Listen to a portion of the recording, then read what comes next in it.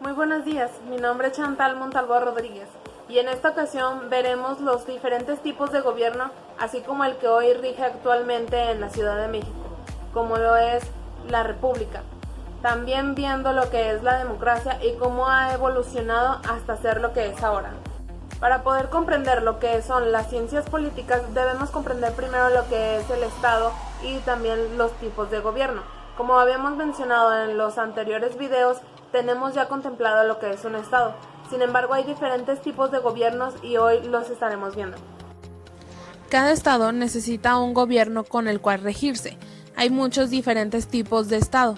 Se pueden clasificar en 17, los cuales son el estado unitario, el estado federal, el estado confederado, el estado compuesto, la monarquía absoluta, la dictatoría, la tiranía, el demagogio, la constitución y parlamentario, el semiconstitucional, el republicano, el aristocrático, el democrático, el socialismo, el totalitario y la oligarquía. Estos a su vez tienen diferentes subdivisiones. Por ejemplo, Argentina, Afganistán y Angola son una república presidencialista. Sin embargo, Alemania e Italia también son una república, pero parlamentaria. Por otro lado, podemos poner a Australia y a Japón como una monarquía constitucional. Sin embargo, Arabia Saudita es una monarquía absoluta. De estos hay un sinfín de subdivisiones, pero por lo pronto vamos a ver lo que es una monarquía absoluta y después nos veremos de lleno lo que es una república y todo lo que conlleva. La monarquía es un tipo de gobierno en el cual solamente una persona rige sobre todo el pueblo, que este podría ser el monarca o un rey. Ya que este tiene control tanto como lo administrativo y lo militar, esto sería una monarquía absoluta. Sin embargo, la monarquía parlamentaria es también una forma de gobierno donde el poder de una región o país es ejercida por un monarca o un rey, o sea, solamente una persona, pero es en forma parcial, ya que es regulada por el poder legislativo o lo que sería un parlamento y también el ejecutivo. Esta nace en Inglaterra en 1688, luego de la Revolución Gloriosa, ya que estos estaban cansados de que el monarca tuviera tantas libertades y solamente este rigiera a todo el país. Después de que se da este acontecimiento y de que la población esté inconforme de que el monarca sea el que esté rigiendo toda la nación, se le decide poner límites y el que se esté rigiendo ante un parlamento, y además de que este solamente serviría como una representación social, pero no sería el que gobierne toda la nación, sino que se dividiría entre el poder legislativo y el ejecutivo. Como lo mencionaba, un claro ejemplo de esto es Inglaterra, ya que aún siguen teniendo a su rey y a su monarca, sin embargo este no es el que rige toda la nación. Contrario a esta, la república se considera como una forma de gobierno en la cual muchas personas gobiernan esta nación, ya que, como sabemos, el poder de gobernar se divide en tres poderes importantes, que sería el legislativo, el ejecutivo y el judicial, siendo los primeros dos elegidos por la población de la nación con la democracia. La democracia entonces es la forma de organización social en la cual la dirección reside en el poder del conjunto total de la sociedad. Como todos sabemos, el gobierno del, por y para el pueblo. Conocemos entonces lo que es la definición y el concepto de la democracia y cómo es que ésta se lleva dentro de una república. Sin embargo, esto no es suficiente. Tenemos que ver cómo es que se inició en el mundo y cómo es que debido a esto llega al país de México a cómo se desarrolla en la actualidad. Este sistema político se le atribuye al pensador griego Pericles, ya que ésta nació en la ciudad de Atenas. Esto como un pacto entre las clases sociales para poder echar a los gobernantes tiranos que hasta esta época gobernaban. Para el año 500, otro pensador filósofo muy importante como es Platón menciona la democracia como uno de los sistemas políticos para llevar a la sociedad a lo que sería un buen gobierno. Posterior a esto, su estudiante Aristóteles hace una clasificación entre los sistemas políticos que se llevarían a cabo para crear un buen o un mal gobierno, mencionando a la aristocracia como un mal gobierno y a la democracia como la corriente que llevaría a lo que sería un buen gobierno. En Atenas, ciudad de donde vienen estos dos filósofos, se da este cambio, pasando de una aristocracia a una democracia, ya que esta ciudad era gobernada por un solo rey y este regía absolutamente todos los asuntos, tanto políticos, sociales y militares. La sociedad empezó a rebelarse ante él. Antes de que empezara un golpe de estado, la sociedad o el consejo de nobles de esta ciudad decide darles un poco de tolerancia y tratarles de dar un poco de poder para así calmar las cosas y que el poder que ellos tenían no se les fuera a quitar del todo. Así aseguraban tanto su poder y también la conformidad de la ciudad. Para esto fueron creando códigos de leyes, que era la primera vez que se veía en esta ciudad, para poder organizar al pueblo en clases sociales y así poder tener un mejor control de toda la ciudadanía. Sin embargo, fue hasta el año de 510 a.C. cuando la organización social política fue una definitiva. La primera clase de estas es el areópago, que en sí es el consejo de nobles, el cual se conformaba solamente con 3 miembros. Después de esta le seguía el arcontado, la cual contaba solamente con 100 miembros, de los cuales eran los más importantes de toda la ciudadanía, ya que estos se encargaban de la administración y del ejército. Después de esto seguía a lo que se le conocía como el Consejo de los 500, los cuales se encargaban de redactar las leyes que se aprobaban. Siguiendo a este estaba la Asamblea Popular, los cuales se integraban solamente por los ciudadanos, obviamente solamente los varones y mayores de 20 años, los cuales participaban en la redacción y proponían también las leyes que iban a regir a toda la sociedad. Por último, el tribunal heliostático, que se encargaba de impartir la justicia. Con estas clasificaciones podemos percatarnos de que tenían realmente un orden político y que trataban de llevar a cabo una democracia. Sin embargo, no era totalmente perfecta, ya que se ponían clasificaciones y también limitaciones a diferentes personas, como eran los ciudadanos que eran menores de 20 años o que no tenían una buena postura social, además de que las mujeres no se les consideraba como ciudadanos ni como importantes para las votaciones ni para las propuestas de las leyes.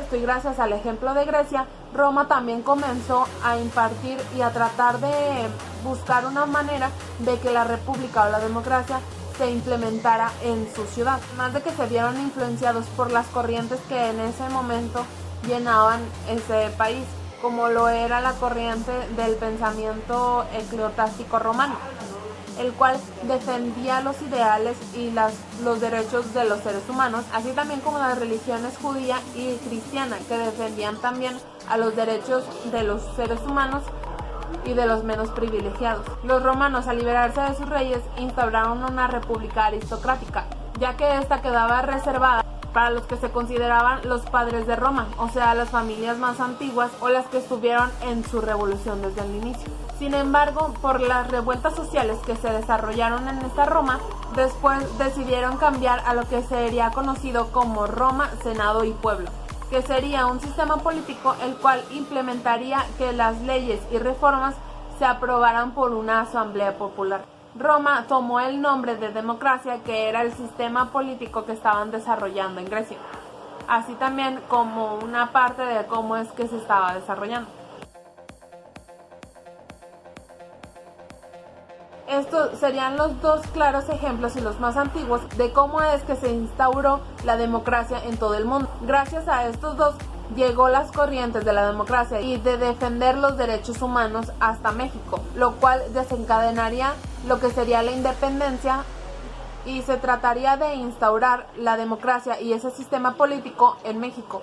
Sin embargo, por los diferentes movimientos sociales que estuvo viendo México, como lo fue la independencia y la posterior revolución, no se considera que México haya sido demócrata sino hasta después de la revolución y después de haber afrontado una de las más largas tiranías del mundo, la que fue la de Porfirio Díaz. Después de que Benito Juárez consiguiera la presidencia de México y no instaurara como fuera debido las ideologías de la democracia, Porfirio Díaz intentó conseguir la presidencia de México, lo cual le fue muy fácil conseguir después de la muerte natural de Benito Juárez. Sin embargo, le invade el poder y convierte a lo que sería su democracia perfecta en una dictadura perfecta, comenzando así los 35 años más largos en los que duraría México en una tiranía. El tiempo en el que estuvo Porfirio Díaz en el poder es conocida como la dictadura más larga y es la más conocida por la sociedad mexicana, ya que esta duró de 1876 a 1911. Casi 4 décadas las que estuvo Porfirio Díaz en el poder, implementando una tiranía como forma de gobierno en esta nación. Sin embargo, gracias a esto, la población decide dar un golpe de estado, comenzando así la Revolución Mexicana.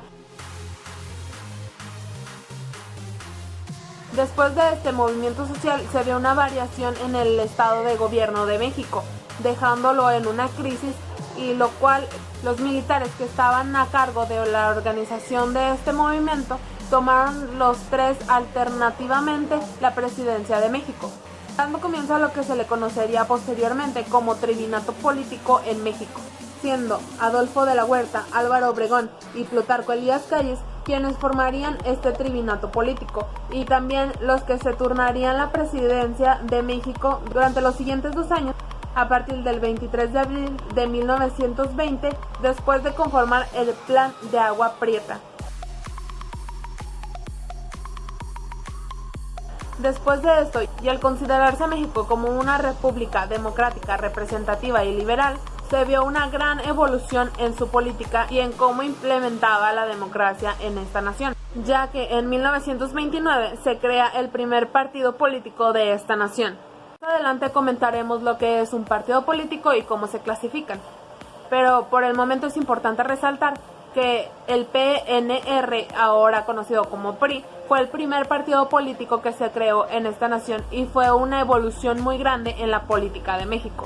Pues vemos un gran impacto en la sociedad y en la política, ya que en 1953 se da el derecho a la mujer a poder votar.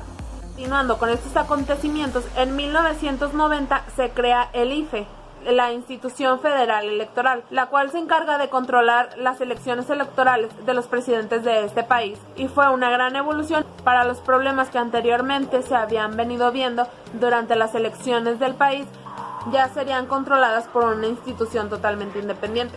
Con estos acontecimientos vemos una clara evolución en la política y en el desarrollo de la democracia en este país. Posteriormente vamos a ver unos ejemplos y unos conceptos de cómo es que se lleva actualmente la política. He estado hablando de lo que sería la política y de lo que es la democracia. Sin embargo, hay una definición que no hemos tocado, lo que serían los actores políticos o las personas que llevan a cabo una política, que con sus acciones y estrategias determinan, influyen, condicionan y terminan incidiendo en la toma de decisiones políticas. Estos ven también cómo se puede llevar a cabo o cómo es que se ve en un futuro la perspectiva política, ya que esta es una herramienta para entender los problemas complejos que se llevan dentro de una estructura de gobierno, de los métodos a las principales aplicaciones que tiene la ciencia política. Principio de elección basado en la asignación de cargos de representación popular y toma como base el porcentaje de votos obtenidos por un partido político en alguna región. Son los organismos que diseñan, regulan y vigilan las reglas y normas de convivencia social de alguna región o país.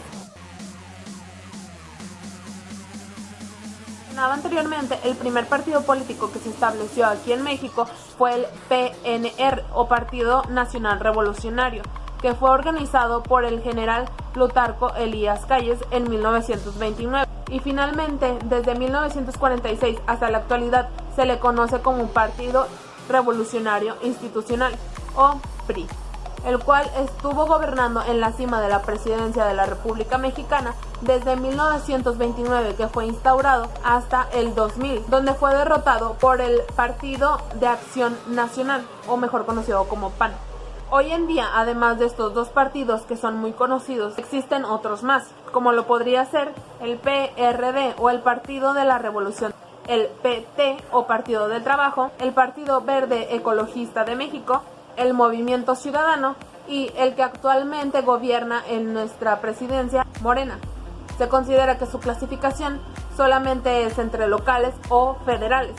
Sin embargo, existen otras corrientes con las cuales se pueden clasificar, las cuales serían de izquierda o socialista, de centro, que sería el PRI, o de derecha, que se considera liberal. Durante su etapa de campaña, los partidos políticos hacen propuestas y compromisos ante su pueblo, y si estos llegan a tomar la presidencia, estas acciones deben de tomarse como prioridad. La alternancia política va de la mano con los partidos políticos, ya que esta describe una posibilidad de una variación pacífica entre los líderes del gobierno. Esto quiere decir que se da la alternancia cuando entra un partido político y después de las elecciones cambia a otro partido. Un ejemplo más claro sería cuando se derrocó al PRI en el año 2000, después de haber estado durante 71 años en la presidencia, y llega a cambiarlo el PAN. Ahí vemos un claro ejemplo de lo que sería la alternancia política. Para regular todas las acciones que vemos dentro de un organismo político o de lo que sería en sí el gobierno de la nación, es necesario instituciones o órganos para poder controlar todas las acciones que se vean dentro de esta política. Al decir que estos son órganos que regulan las acciones y los aspectos de lo que es la política, podemos decir que están dentro de la estructura de esta. También la podemos dividir en lo que serían las informales y las formales. Las formales serían todas aquellas que están dentro de una regularización legal, y las informales son las que no están dentro de lo que sería reconocido como la ley. Sin embargo, al ser muchos de los miembros que están dentro de estas instituciones y al llevar a cabo las acciones repetidamente, la consideran como una institución como tal. Los claros ejemplos de las instituciones formales serían la Institución Nacional Electoral o el INEGI.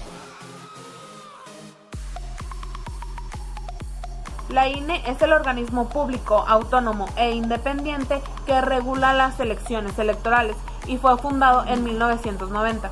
Esto gracias a que el Congreso de la Unión expidió el Código de Instituciones y Procedimientos Electorales y ordenó su creación. También para dar certeza y transparencia a las próximas elecciones presidenciales, aunque fue hasta 1996 cuando adquirió su independencia del Estado y también se deslindó del Poder Ejecutivo. Hasta este entonces se le conocía como IFE, Instituto Federal Electoral, ya que estaba consolidado con el Estado. El INE en su página oficial web menciona como su objetivo el poder organizar los procesos electorales con una confiable... Ya se me fue, ya ves.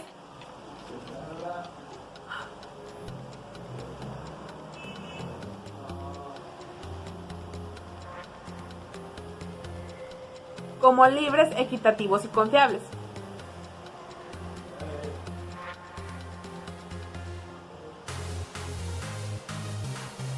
Para así garantizar los derechos político-electorales de toda la ciudadanía.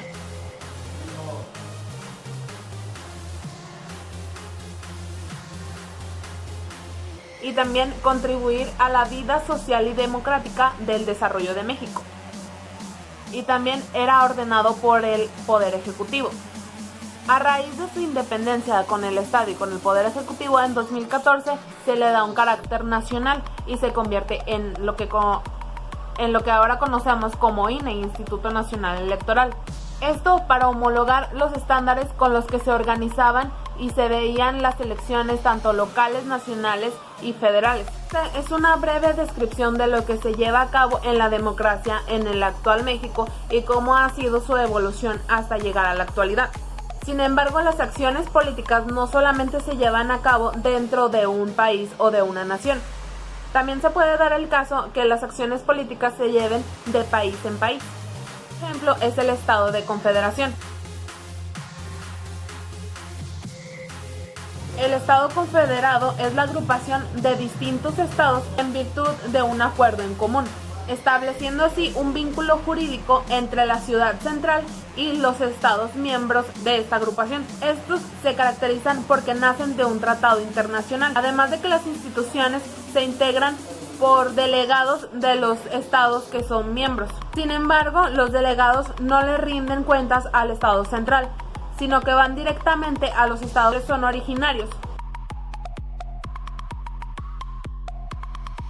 La unión personal es otro tipo de acciones entre estados. Sin embargo, esta se da cuando dos estados con total independencia, tanto interior como exterior, tienen un rey o un gobierno en común. Sin embargo, son totalmente independientes. La unión real, a diferencia de la unión personal, se da cuando dos estados o más tienen un rey en común, además de que estos se consideran como un estado en conjunto. No tienen divisiones ni tanto de leyes, ni normas, ni como de tratos ante sus ciudadanos. Estos son algunas de las acciones políticas que se ven a diario y que son necesarias conocer para el estudio de las ciencias políticas. Les agradezco haberme escuchado en este video y les deseo tengan un buen día.